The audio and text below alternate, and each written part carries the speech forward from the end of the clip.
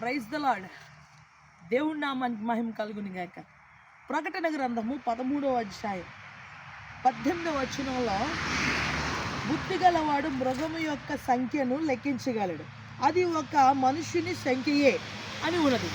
ఇక్కడ మనం చూస్తే 666 ముద్రకును 2025 నుంచి 30 యొక్క సంవత్సరములకు మధ్య దేవుని యొక్క రాకడకు జరిగే సూచనల విషయంలో ఈ యొక్క 666 ముద్ర విషయంలో చాలా స్పష్టంగా ఈ సింబల్స్ అనేది, కోడింగ్ అనేది ఎలాగుంటుంది అనేది ఒక ఉపదేశాలు చేయడం జరిగింది.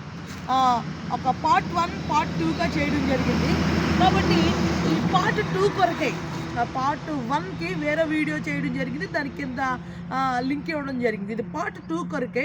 కింద ఉన్న లింక్ని ప్రెస్ చేయండి. ఈ 2 విభాగాలు చూడండి. మీ ఆధ్యాత్మిక జీవితంలో మీరు దైవిక సంబంధమైన బుద్ధి గలవారే, అభౌతికమైన శక్తి గలవారే మారండి. అలాగనే పార్ట్ 3 కొరకు కూడా కామెంట్ చేయండి.